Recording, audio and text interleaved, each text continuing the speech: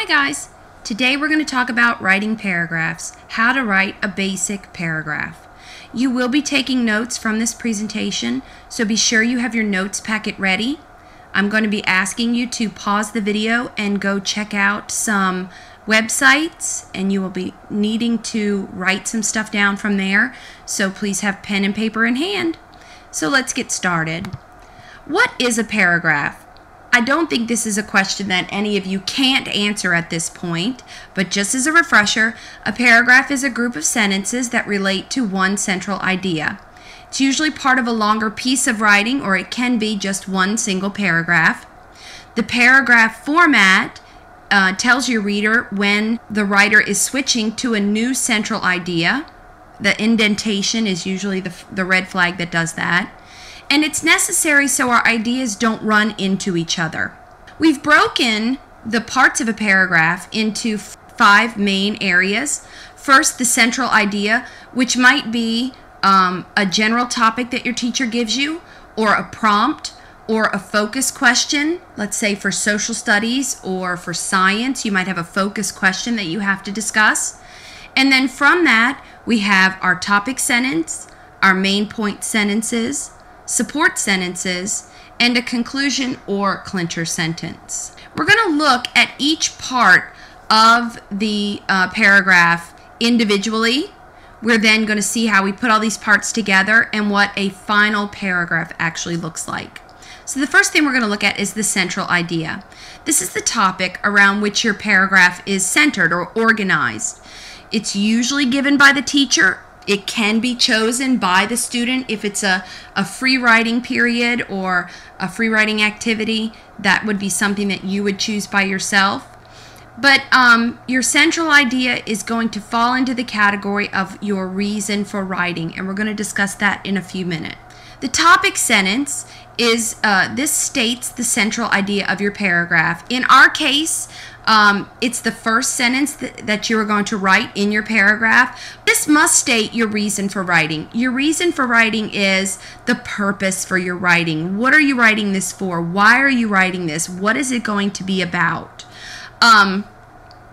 And the way that we start off our topic sentences is with a subordinate conjunction. That may or may not be a foreign word to you. Later on, there is a slide that leads you to a website so that you can gather some subordinate conjunctions for use later on. A subordinate conjunction is used in this case to help create a complex sentence. And this will be the dependent clause in our topic sentence. So our topic sentence is a complex sentence. Some examples of the reason for writing with a subordinate conjunction. Since the English language is difficult to learn, this is going to be our first paragraph that we're going to look at throughout this slide. Another example, because all students deserve a good education. Whenever a person is faced with a difficult decision. These are 2 topic sentences that are going to be the basis for some other paragraphs that we look at.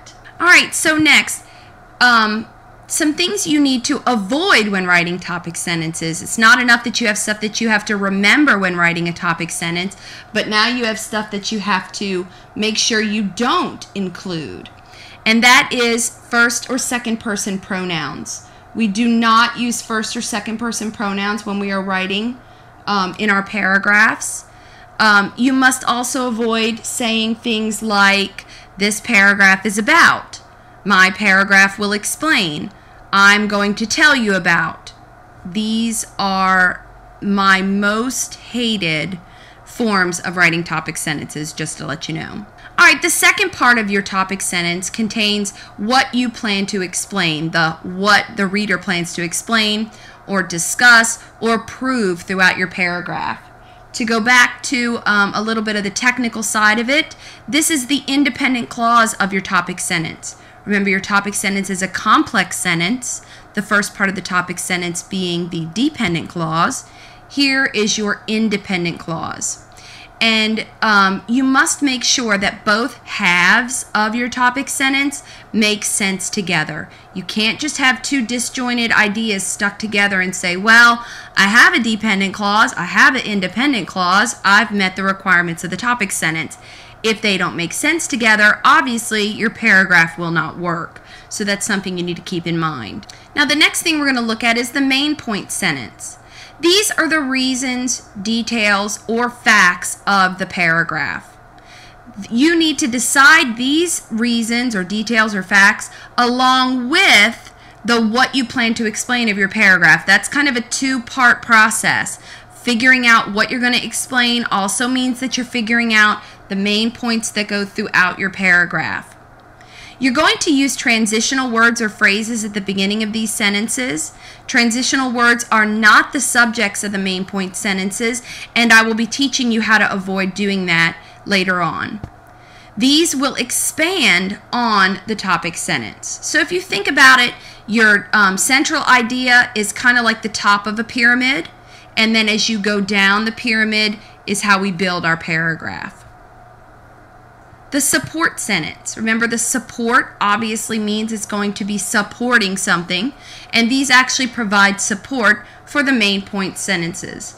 They further explain the main point sentences. They provide details or sensory details to help your reader form a clear image of the central idea. Facts provide statements which can be proven true. Examples provide specific instances.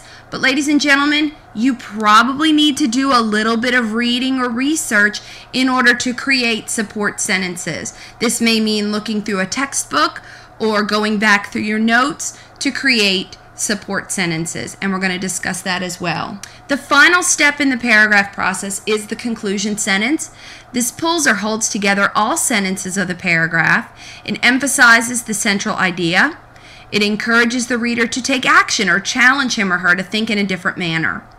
And these are things that you also need to avoid using. For example, this paragraph was about, I have written about, you have just read, and my all-time hated conclusion sentence starter, in conclusion. This is extremely weak.